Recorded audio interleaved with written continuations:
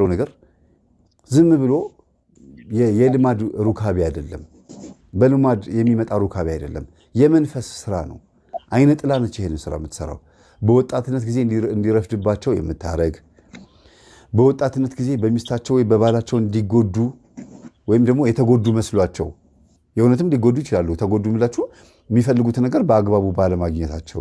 ሌላው ደግሞ የሚፈልጉትን ነገር በደንብ በሚያገኙ የነበሩ ሰዎች በዛው የዝሙት መንፈስ ያድርባቸውና ከዛ ይቀጥሉበታል። ሚስት ወይም ባል ሲሞት በዛ ነገር ይቀጥሉበታል። ሌላው መስተፋቅር ነው። መስተፋቅር ደግሞ ሴሰኛና ዘማዊ ያደርጋል።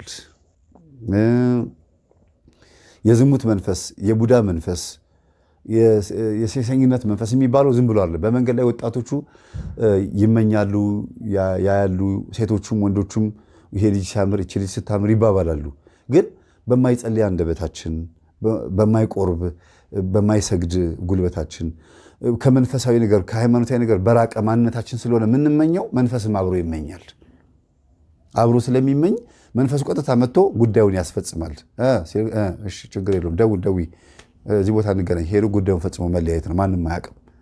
እና ምን ሆኜ ነው ፈጠንኩኝ፣ እንዲህ ግን ምን ሆኜ ነው እንደዚህ እኮ ማድረግ የለብኝም ምናምን ትላላችሁ። ለራሳችሁ ብቻ አይደለም ለዛ ሰው ጭምር እየነገራችሁት ግን ጉዳዩን ትፈጽሙታላችሁ። ለዛው ሰው እኔ እኮ ግን ምንድነው አንተ ጋር የሚያንቀሸቅሸኝ አንቺ ጋር የሚያንቀሸቅሸኝ ትላላችሁ። ግን መንፈስ ነው።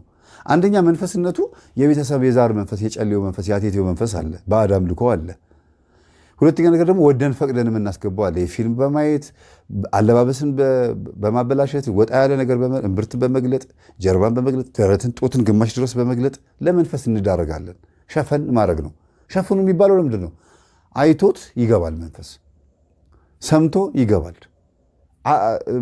ለመንፈሱ የሚመች ማንነት ካለን ይገባል። በቃ የማይቀር ነገር ነው። ስለዚህ መገላለጡ የሚጎዳንም መሸፋፈኑ የሚጠቅመንንም እኛን እንጂ እግዚአብሔርንም አይደለም ሰይጣንንም አይደለም። ሰይጣን አይጠቀምም፣ የሚጠቀም አይደለም። እንዲያው መላእክቶች ይጠቀማሉ። በዚህ አጋጣሚ እኛ በመስገዳችን በመጾማችን በመጸለያችን ይጠቀማሉ። በምን ደስተኞች ሆን ደስታ ጥቅም ስለሆነ። ሰይጣን ግን ብንጾም ብንጸልይም ብንሰግድም አይጠቀምም፣ ኃጢአት ብንሰራም አይጠቀምም። ለምን? እሱ ብቻውን ሲኦል ሲገባም የሚቃጠል ነው፣ ከእኛ ጋር ቢገባም የሚቃጠል ነው። ስለዚህ ወደማይቀርለት ሲኦል ሲገባ ብቻዬን ከምገባ ብቻዬን ከምቃጠል ብሎ ስለሆነ ይወስደናል እንጂ ምንም ብናረግ እሱ አይጠቀምም። ምንም ብናረግ ግን ክፋት ነው። ይቺ ክፋት የምትባለው ነገር የመጣችው በዚህ ነው። ሰው እንዳይጸድቅ ክፋት ነው።